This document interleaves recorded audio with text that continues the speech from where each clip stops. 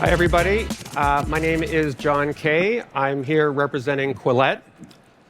Some of you may know me from social media, where I'm at John Kay.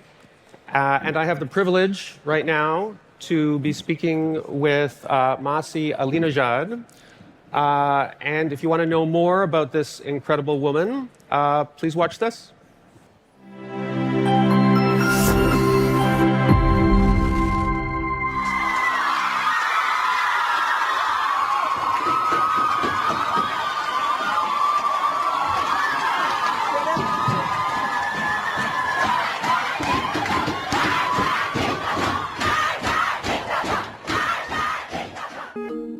My name is Masih Alinejad. I'm an Iranian journalist, activist, and a troublemaker for the oppressors. When Masih Alinejad first heard the news of the attack on author Salman Rushdie, she had more reason than most to be concerned. An Iranian-born journalist and women's rights activist, she too has been hunted by the Iranian regime. You can see my picture in Friday prayer everywhere being hanged. So basically, yes, I can go back, but definitely I'll be executed. My window is my social media. The mullahs are watching me and watching millions of women like me who are talking to them and telling them that we're not going to obey the barbaric laws of the Islamic Republic. And police say has been arrested near the Brooklyn home of an Iranian-American journalist. Police say he was heavily armed. Journalist and activist Masih Alinejad posted the video to Twitter yesterday saying the man was at her home to kill her.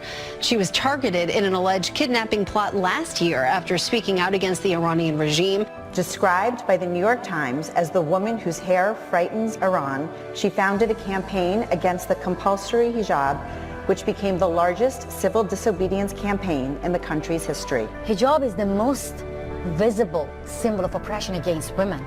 Of course, some women want to wear it, which is beautiful if it's your own choice. Some women protesting against religious edicts by cutting their hair in public and burning their hijab, all in reaction to the death of a 22-year-old Mahsa Amini who died in custody of the religious police.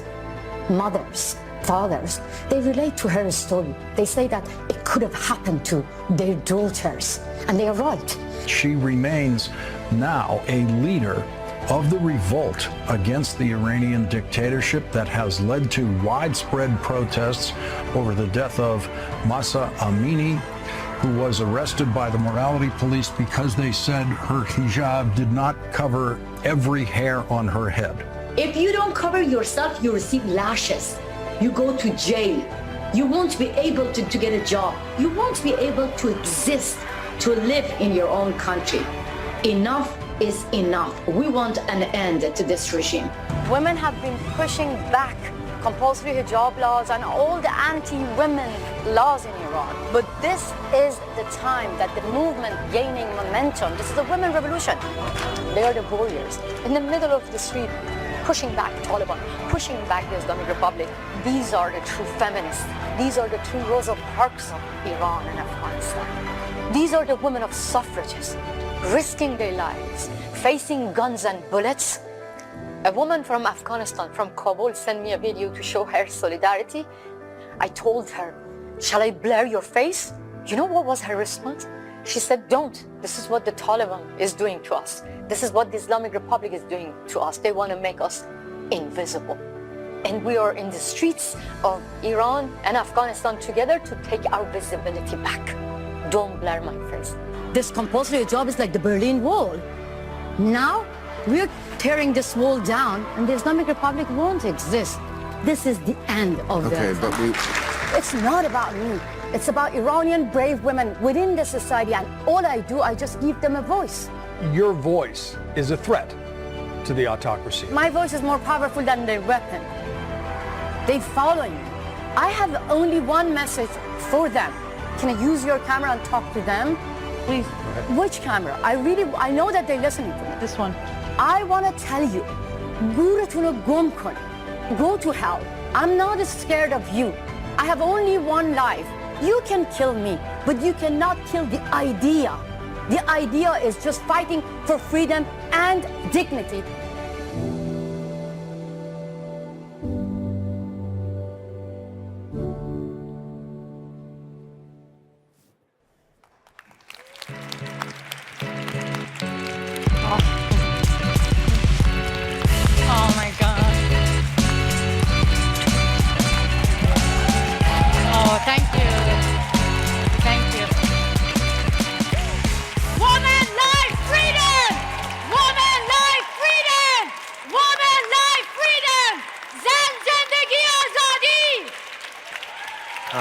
Thank you so much. Thanks for coming. Hey, give me a hug. Okay, there we go. Hugging between men and women is forbidden in Iran. This is an act of civil disobedience. So look, I would never comment on the appearance of a guest, especially a woman, but given the significance of hair to your personal story, when you come to an event like this, Then let's make it oh, better. wow. I mean, hey, to be honest, people get killed for simply showing their hair. I really want to, before getting to your question, how many women are here? Hands up. Woo! Imagine you all of you use mirror before coming here to make yourself beautiful, to make yourself the one that you want to be. But in my beautiful country, Iran, women use mirror to make themselves the one that backward mullahs want them to be. And that's why my hair, I know it's a beautiful hair, but it's a statement for not just me, for a lot of women. Our hair became like a tool in our hand to fight against backward regime and say no to them. So, you... Yes, be free. I'm not used to see love. Look, the video was fantastic, and watching it, it seems like you're just not afraid of anything. But given all that you have faced, is it really true that you live without fear? Oh my God. You know, I was watching everyone listening to me on CNN saying that, go to hell, boro be jahannam, to the ayatollahs, the mullahs, that I'm not scared of you. But I have to be very, very honest with you. Recently, I did a therapy session, to find out that why when I hear that someone calling me, I get nervous. I get anxious. And in the therapy session, I found out that I'm really fucking scared of the killers. Yes. So yeah, that was a true moment, because that was the time when the killers got arrested in front of my house by the FBI. And I kept going everywhere giving a speech about transnational repression. But to be honest, transnational repression is not just like a speech that I have to give. I am scared. My family are scared. My mom is scared. My stepchildren, my husband. But the thing is, bravery is not like saying that I'm not scared. So I'm going to correct myself. Bravery is when you overcome your fear. How I overcome my fear? I do gardening. And through gardening, I make every single person in my neighborhood to be like my neighbors. So I have to be surrounded by nice people who actually give me a hug. Don't forget to give me a hug. I fight against compulsory hijab, but I'm going to make a law that hugging should be compulsory. Because that's something actually I try to overcome my fear. But yes, I mean, who's not scared of getting killed? The guy in front of my house didn't even need to carry a gun. He was gigantic. He could have just easily killed me like that. Teenagers in Iran who face guns and bullets, of course they have fear of the, killers.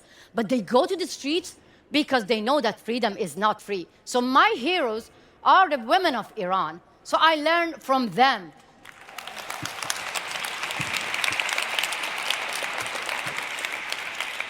So, for anybody who hasn't read Masih's book, The Wind in My Hair, it's an incredible biographical account of how you came to your activism from a young age. And I've read a lot of books like that, and yours is very special because there's this incredible honesty to it, including an honesty about your young life and about your family.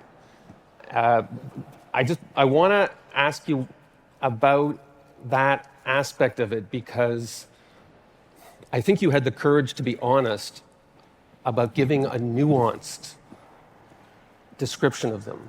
And your family members, some supported you, some didn't, but there was some characters in your family, when they didn't support you, I hated them, but when they did support you, I loved them. And at the end of it, I felt almost like these people are kind of a stand-in for Iran, including Your father. My father. Because your father comes off, it's possible to hate your father, and I'm not going to try and summarize your book, but he had a hard life. He fought, I mean, a lot of these people fought in the Iran-Iraq war, which is a brutal conflict that we don't talk about enough as a historical event. Tell me about the decisions you made about just how you describe your family and whether to include it. Wow. You know, I can talk hours about mullahs, about women of Iran, about fighting against this backward regime. But when it comes to family, I have to say that it's not easy for me because I'm not a criminal and I deserve to hug my family members. I haven't seen my mom for 13 years. I haven't seen my family for years. You can't go back. You can't go back. No, I'm the most wanted one now. When they send people here to kill me, when they actually try to kidnap me, it was not just that. They put pressure on my own family as well. So they actually interrogated my 70-year-old mom for 2 hours to stop her from sharing her love with me. They brought my sister on TV to denounce me publicly. I was watching my sister on TV, 17 minutes. You're a TV person, you know that. 17 minutes is a lot. I barely get 3 minutes on CNN to denounce the Ayatollah's regime. But I was watching my own sisters, 17 minutes, disowning me publicly. I was crying, and my husband was like, then stop watching her. Why are you watching her and crying? And I was like, this is the first time ever I see my sister in a good quality. You know, I have to find a positive way. So they even put my brother in prison for 2 years. Why? Because my brother called me and my husband and said that, look, if mom and dad calls you to take you to Turkey to visit them, to hug them, don't go there because this is the intelligence service. They came to our family. They even offered them money. They actually convinced them they're not going to hurt you. They want to have a friendly conversation with you in Turkey, in Istanbul. And I love Istanbul. If my brother didn't expose that, I would have go there. So that's became a reason they put my brother in prison. So you see, yes, my father, I don't want to use the word hate. He doesn't hate me, but maybe he does. I don't know. I love him. That's what I'm sure about it. But I don't love his path. He was supporting the Islamic Republic. So, and I said to myself that I don't want to be forced to cover my stuff. I didn't, growing in a small village, having black and white TV, watching all the mullahs telling me you're the second-class citizen, we're going to hang you by your hair if you show your hair. So I didn't have any education or any clue about feminism, equality, but I knew that all the freedom that my brother had, I wanted to be as free as my brother. So that's why I started my own revolution against my father's revolution, the Islamic revolution. How?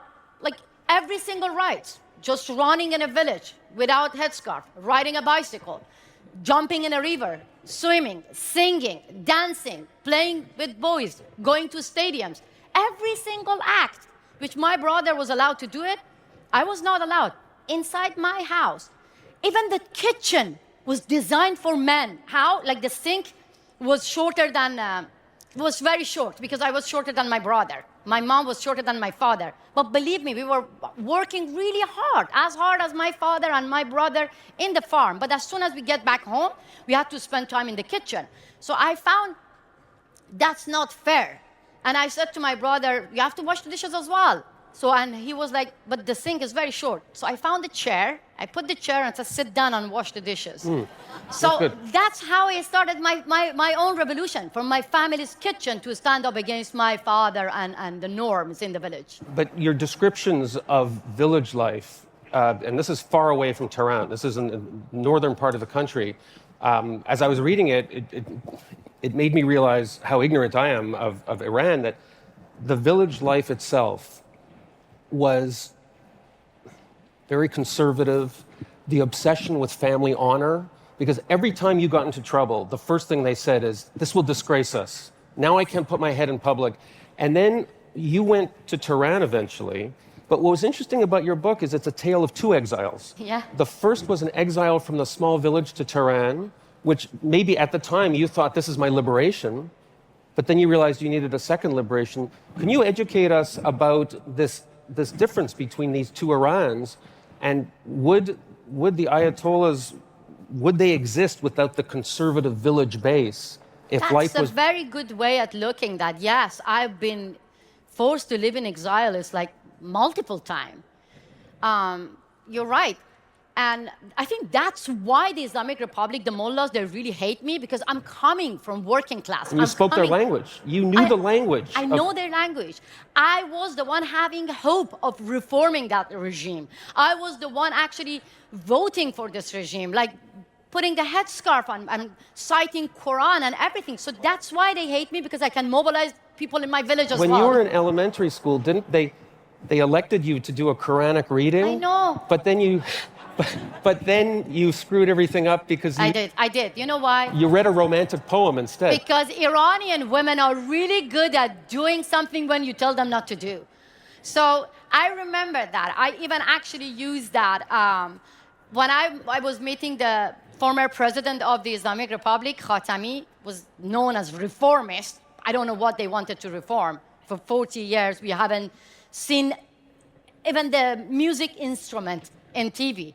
Women cannot sing. By the way, I have a good voice. I can sing for you. So they couldn't reform anything. But I remember that when I was interviewing him, I said the same thing. And I said that, you know, women citing Quran. But how come singing is forbidden for women? How many men are here now? I want to see that, actually. Imagine if you hear women singing. You cannot control yourself according to mullahs, and you get excited and you rape women. This is their logic. This is their logic. And I was a journalist. I asked this question, and Khatami started to read the fatwa. That why, according to Ayatollah Khomeini, the voice for women singing, blah, blah, blah, blah. And I started to sing. I said, listen to my voice. I have a beautiful voice. And that's how we have to make them to understand. That's what Iranian women are doing right now. Instead of reforming the regime, it's like reforming Taliban, reforming ISIS. They practice their civil disobedience because this regime understands only one language, breaking the law. And unfortunately, I have to say that here, while I see a huge crowd, 10 years ago when I launched my campaign against compulsory hijab, guess what? Iranian women were sending me videos. I was bombarded by videos, women walking unveiled, which is a punishable crime.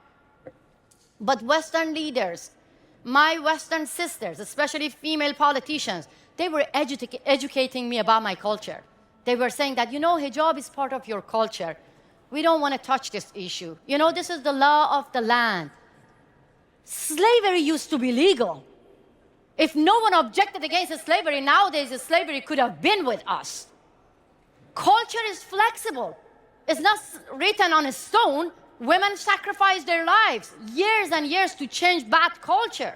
And this is an insult to a nation when you name barbaric law part of our culture. I know I'm now talking about not my story, but this is very important because when I see now people, women, students, schoolgirls hiding their face by mask, saying I am Hamas, it breaks my heart because Islamic Republic is sponsoring Hamas to rape women. Because my women in Iran facing rape, sexual assault, sexually harassing women in the street for just simply walking unveiled. And when I hear people calling themselves activists and dissidents, but they never chant end gender apartheid regime in Iran, in Afghanistan, it breaks my heart. Dissidents, activists has meaning. Women sacrifice their life. I have bodyguards here. You're safe in my hand, for sure. Yeah. But I want the US government to protect democracy instead of protecting me. And I want you to join me, to join women of Iran and Afghanistan to educate the democratic leaders, the leaders of free world, to join us. If we don't end the Islamic Republic and Taliban, believe me, they will get united and they will end democracy here on US soil, everywhere across the globe. Yeah. So you're obviously an incredibly passionate advocate for reform in Iran. But what's interesting about your story is how incredibly honest you are about your own path. just a few minutes ago you said Ayatollah, you made scare quotes, but in your biography you describe how I think you were 13 years old and Ayatollah Khomeini died. I cried. You cried. And now people here making Osama bin Laden as a hero or saying Hamas, I am Hamas, and they're not listening to me. Coming within the country, being brainwashed as seeing them like heroes. But how old were you? And guess what they did to us? How old were you when you stopped being brainwashed? You know, when I was 13-year-old, I grew up in a country where I was told that these are your heroes. And I was told that I had to chant death to America as loud as the White House would shake. I remember we were brainwashed to shout death to Israel as loud as Tel Aviv would shake. Guess what? Now this is my generation, the new generation in Iran. They chant death to Islamic Republic, death to Mullah as loud as the Islamic Republic and Ayatollahs would shake. So that's why we pay a huge price, guys. We pay a huge price. I want to go to Harvard campus. I want to go to Columbia campus. Help me to go there. I want to talk to my sisters, to my girls, to my fellow citizens. I have sympathy for them. I don't hate them, but I want to talk to them. I want them to hear the story of women of Iran and Afghanistan, teenagers. When they talk about humanitarian aid, I want to invite them to my new organization, which I set up a new organization called World Liberty Congress. There are dissidents from 56 authoritarian regimes. I want them to listen to every single story of these dissidents, especially the Uyghur from China, the Muslim, being in camp and being, tortured, and they need humanitarian aid. Women of Afghanistan, people of Afghanistan, they need humanitarian aid. And why I say that? Because I know that America is beacon of hope for millions of dissidents across the globe. And I think that the time has come that we must get together, but let us talk. Let the dissidents from authoritarian regimes talk and tell you that, see, from China to Russia to Venezuela, across the globe, all the dictators, unfortunately, are more united than democracies.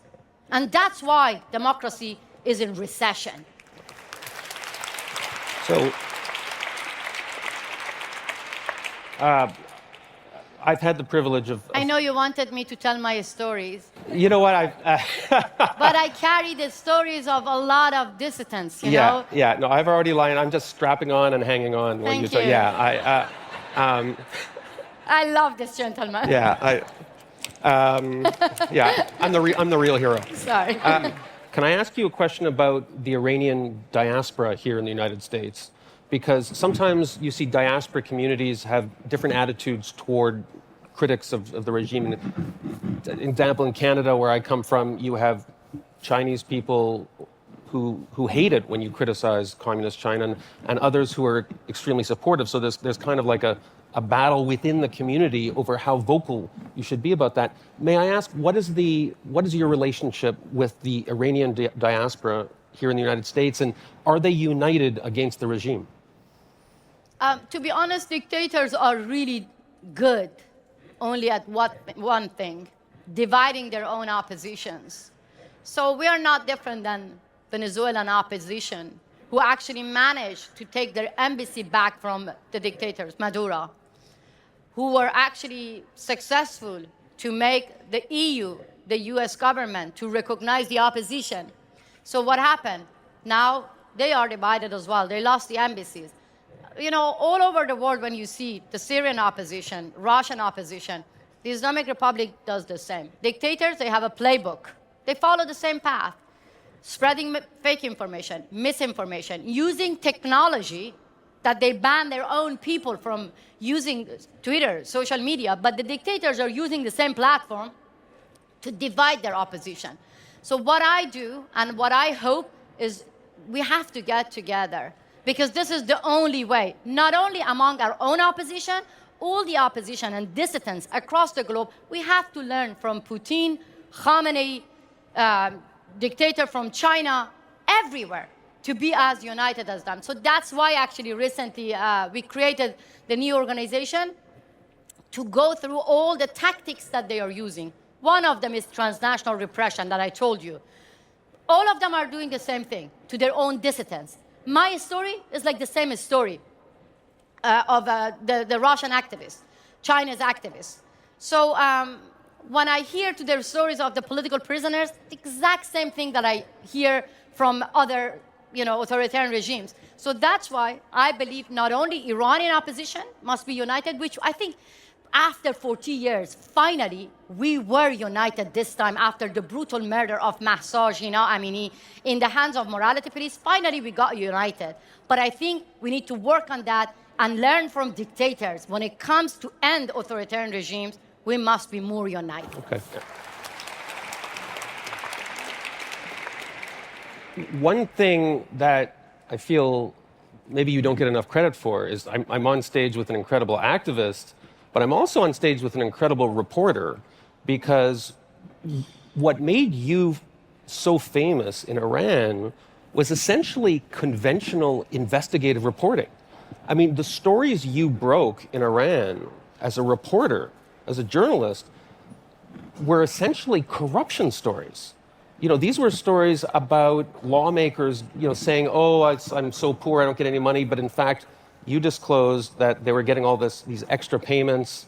There was a politician who was your source who was literally putting the document behind his back and pretending to drop it like a handkerchief in an old French movie and stuff like that. And you'd pick it up. I should have received an award for that, no? My award was just being kicked out from parliament. Well, yeah, you were. They took away your accreditation, but do you miss being an investigative reporter? Because you were clearly very good at it. And at the time, did you think that your role didn't have anything to do with religion or women's rights, but is essentially like something as basic as fiscal propriety? Like it was very basic investigative stuff you were doing. If I want to be honest with you, I don't miss being investigative journalist, because there are a lot of amazing investigative journalists and citizen journalists in Iran. And I follow their path and I give voice to them. I'm being very honest with you. I have a platform now. Instead of envying at what I lost, through my social media, I find brave citizen journalists and I gave them voice. For instance, 10 years ago, when I actually launched my campaign against compulsory hijab, miles away from Iran, I actually managed to find amazing journalists that taking their own cameras, going to the streets and filming the harassers. So they are doing an amazing job. What I do, I echo their voices. Let me actually tell you about how I use social media as an alternative media. Yes, I lost my media inside Iran. But the mullahs, they managed to kick me out from Iran. But they couldn't take Iran out of me. I am in Iran every single day. How? By using my social media. I remember when I was in London airport, there was a pro-regime guy. Because of my activities, he stopped me, he was angry with me, and he said that, you ugly woman, you're ruining the image of Iran by sharing videos of women screaming and removing their hijab. I said, that is not me ruining the image of Iran. Those who lashes us, those who put us in prison, those who rape women, those are the ones ruining the image of my beautiful country, Iran. So he was not convinced. You were all convinced, no? Yes. Well, he was not convinced. But that didn't bother me.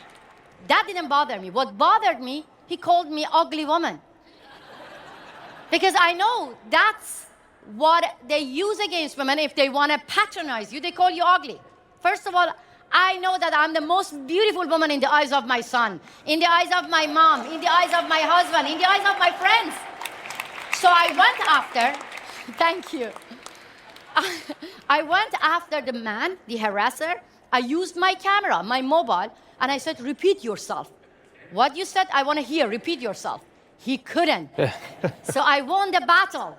So I shared this story on my social media, and I said to Iranian women, my camera is my weapon. Use your camera to see how the harassers are scared of you. So I'm not envying at losing my job, Because through social media, go and Google the hashtag my camera is my weapon. You will see more brave women. They are more brave than me. You will see amazing videos that how women are filming mullahs.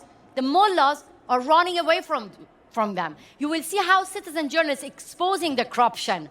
And that's my dream, to see all of you using your camera. Here I'm launching another campaign. Using your camera, because now there is a new campaign called United Against Gender Apartheid. This time, women of Iran and Afghanistan videoing themselves, testifying against the gender apartheid regime of Taliban and Afghanistan. This is 21st century. This is happening in Iran. And gender apartheid is not being recognized as a crime under international law. I want you, every single of you, making a video, show your support to the women of Iran and Afghanistan, because my dream is to see a women's march here, but in the name of those women who don't have their basic right and facing rape in the Middle East. I joined Women's March here in America. I was very excited. I put a headscarf, a white headscarf on a stick, and I was shouting, my body, my choice, my body, my choice. People were repeating, her body, her choice, and I was very happy calling my friends in Iran saying that, oh my God, this is the first time I'm protesting, no one arresting me, no one killing me here. I was very excited. But 2 years later, I asked the same Women's March organization to join me. They were like, shh, Islamophobia. Believe me, supporting your sisters in Iran, in Afghanistan, doesn't make you Islamophobic. Let me ask you a question about that. I've been at events like this where often there will be speakers who will express concern about militant Islam, Islamism in general terms. One thing that's interesting about you is that in your writing, in your advocacy, you're very careful and you're quite focused on the political dysfunction and repression in Iran as a political and social phenomenon. Can I ask you about that distinction in terms of the repressive nature of Iran under the Ayatollahs, particularly in regard to women? How much of it is specific to Iran's particular political system and what's happened since the 1979 revolution? And how much of it do you think is fair to trace to what some people describe as militant Islam? I need someone to help me to write my new book, because he read the book that I wrote in 2017. I was very politically correct. But now in this time, how can I be politically correct sometimes to say that let's divide this? This is just the political system. This is just the mullah. This is just the Islamic Republic. It has nothing to do with Islamism, with Islamic ideology. It's very difficult, to be honest. Hamas, Hezbollah, Islamic Republic, Taliban, they're all about expanding their own ideology across the globe. Yes, I was trying to actually challenge the political Islam political system because I knew my people. But now, after Women, Life, Freedom Revolution, I see that how people in the street cursing the Islamic ideology and saying that, let my body alone. So I even feel the danger of the young generation here being the victim of political Islam. And that's why I think the time has come to let the women of Iran, ex-Muslim, to women of Afghanistan, to express themselves, to share their stories. And through their stories, you can learn a lot. Because look, I have been canceled many times now. Why? Because I'm being followed by killers, or I'm causing Islamophobia. So there are different terms that people in the West, they cancel me. First, because of the safety of their attendees. Thank you so much, you're coming here and you didn't cancel me. We must get united to cancel dictators, not me. I have to say that even here in America, I want to now buy an apartment, but the board members of co-op sometimes, they don't approve me because they don't want to share buildings with someone being followed by killers. So this is all happening because of political Islam, because of Islamic ideology. I'm saying something now, a lot of people are going to cancel me. Don't. We have to cancel those who are trying to expand their ideologies everywhere. And for that, there is only one way. Help women of Iran and Afghanistan because they understand. We carry the wounds and scars of Sharia laws. We carry the scar and wounds of Islamic laws. So we know that we deserve to have secular democracy. This is not our culture to have Islamic Republic. This is not our culture to cover our hair. The culture of Iran is my beautiful mom. She wears hijab, but she believes that this is her religion. It should be separated from politics. So we deserve to have the same freedom, democracy, and dignity that you take it for granted. So in my opinion, we need a global rally to let the women who have the experience of living under Taliban, ISIS, and Islamic Republic to understand that we have to save the mindset of the young generation here as well, before being too late. For years and years, women of Iran, we didn't have the platform to talk about this. I mean, I told you, I was watching the mullahs on TV telling me what to do. They were telling me to be a second-class citizen, to cover myself. Now, all the mullahs, they are watching me on their TV. They're watching the women of Iran through their own TV. This is the power of ordinary women. So I think that you can join ordinary women of Iran and Afghanistan to help democracy across the globe. We need to protect democracy from Islamism. That's the whole thing that I can say. So we only have 2 minutes left, and so this is probably going to be my last question. So I want to make it future-looking. You use the phrase growing rebellion to describe what's happening in Iran. I'm old enough to have heard, going back to the Obama era, I've heard about the growing rebellion in Iran for several decades. Is this the time when the growing rebellion really will come to something? I realize I'm asking you to make a difficult prediction. Yes. But I feel like there was a generation that rebelled, and now we're into another generation. A whole generation was lost to repression. What's going to happen in the next decade? This is a very, very difficult question. First of all, the politics in Iran is like British weather. You cannot predict it, or you can have, everything in one day. But I have to say the Islamic Republic managed to actually take the hope away from us.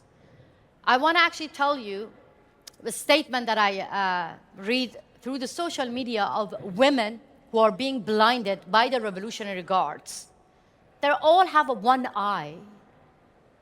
You have to listen to their words. They say that the Islamic Republic took our eye away from us. They say that you can take our bodies away from us, you can take our lives away from us, but not our hope. We are here to end the Islamic Republic. So who am I to say that I'm following the news every day, and I see that Iranian people lost everything. The Iranian regime killed 1,500 people only in bloody November. After the Mahsa revolution, they killed more than 700 people. They executed dozens of people. They put 20,000 of the protesters in prison. But at the same time, people managed to get back to the streets. The number of the women practicing their civil disobedience increased. The cameras, surveillance are everywhere to identify unveiled women. But Iranian women going to the camera on subway, shopping centers, university, everywhere. To be honest, they're showing their middle fingers to the camera and saying that here we are. We're not going to listen to you. So they are practicing their civil disobedience.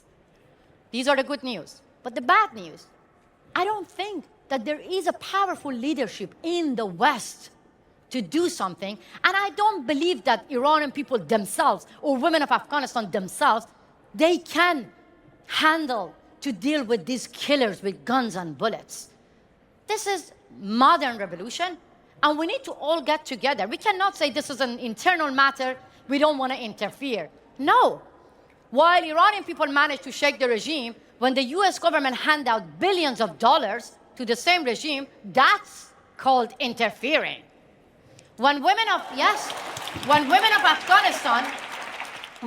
Afghanistan managed to say no to the Taliban, Here we see at the United Nations they're trying to legitimize Taliban. This is called interfering. So in my opinion, we're not going to get anywhere. Maybe some of you don't like to hear that.